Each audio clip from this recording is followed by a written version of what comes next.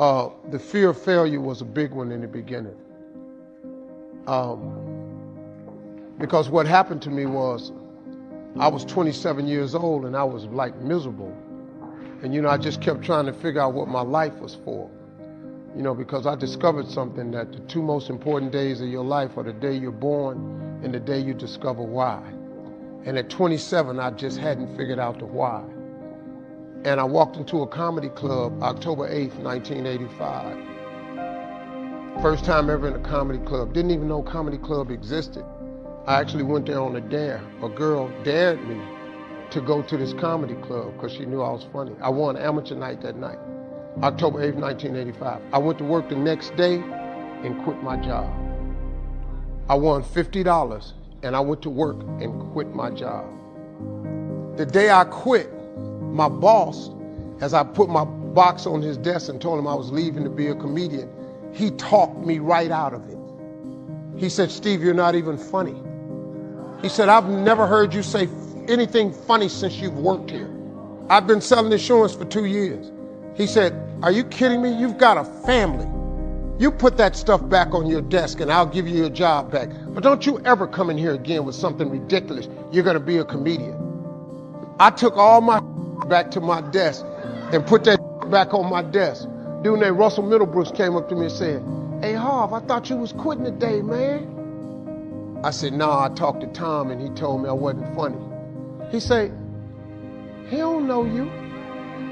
He said, "Dog, you the funniest dude I know." He said, "Man, and then he looked at me, he was so hurt. He said, "Damn, dog, I told everybody you was leaving today."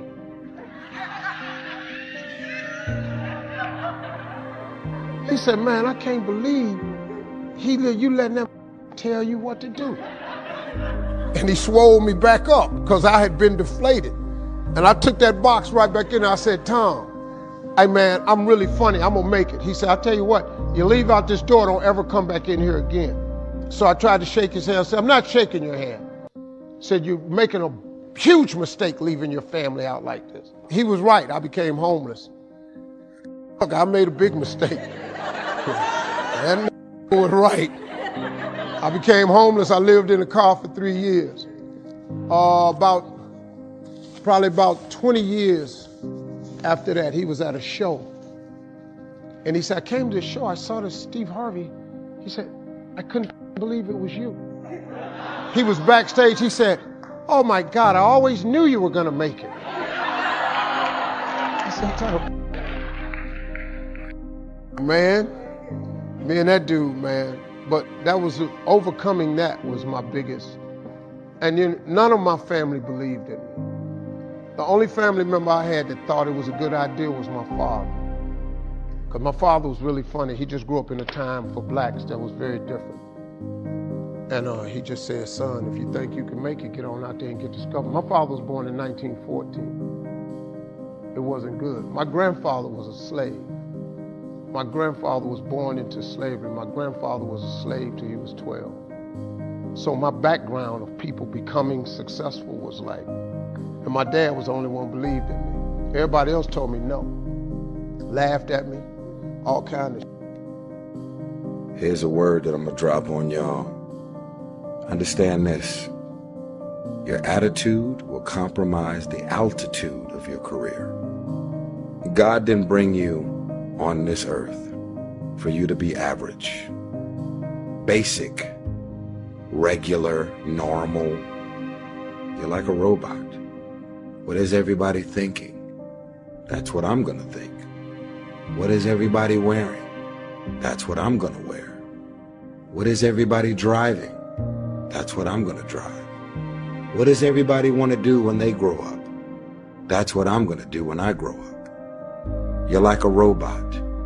Monkey see, monkey do. You don't innovate, you duplicate. You're a replica. I might as well put you in an assembly line and let you be a carbon copy of everything and everybody that's out there.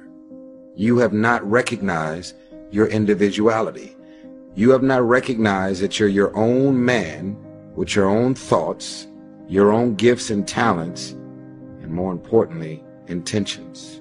But in the midst of being gifted and talented in your own man or own woman, it is your attitude that has been compromising your altitude, your pride, your ego, your narcissism, being so consumed in self, not being able to coexist with others. I, me, and my comes out of your mouth. How many times can you go through your day without saying I, me, and my, and flipping that into we, ours, and us? How often can you do it? I believe that if your career is not on the level that it's supposed to be on, you are all about sabotaging, self-sabotage, and self-defeat. You may believe because your mama taught you this or your daddy taught you this. You may believe that you don't deserve to find the things in life. See, the way in which we operate, ladies and gentlemen, it's a manifestation of what we believe, what's possible for us. Whatever you've done up to this point, all that it really is a duplication, it's a reproduction of what you believe subconsciously that you deserve and what's possible for your life. So as soon as an opportunity presents itself for your career and your life to go from here to where you should be, you figure out a way to fuck it up. Self-sabotage and self-defeat. It's something.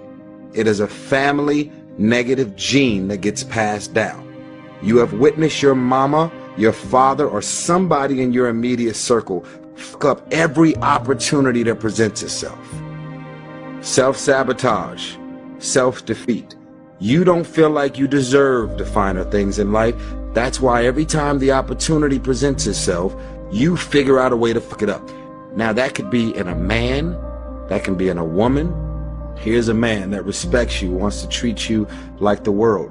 In your mind, he doesn't challenge you. He doesn't beat you. He's not putting you down, being mean, evil, and condescending, so you don't feel like you deserve the finer things in life. So you figure out a way to fuck it up because in your mind, you're bored. You're not challenged. I don't know. I need a thug. Self-sabotage and self-defeat is real. What I'm suggesting that you operate out of a larger vision of yourself. I want you to see yourself doing what you want to do, experiencing what you want to experience, having what you want to have, doing what it is that gives your life some meaning and value. Operate out of your imagination, not your memory. Well, most people, ladies and gentlemen, when something happens to them, what they do is they begin to believe that that's the way it is. That's the way it's always been. And they can't see the possibility of it being any different. Example, before April 1954, the common belief, the universal belief, because it had been tried again and again and again and people had failed, the belief was that man was not physically capable of breaking the 4-minute barrier, that he could not run a mile in less than 4 minutes. It had never been done. But here's what happened, ladies and gentlemen. Roger Bannister came along, and he broke the 4-minute barrier. Since that time, up to this day, over 20,000 people have done it, including high school kids. What changed?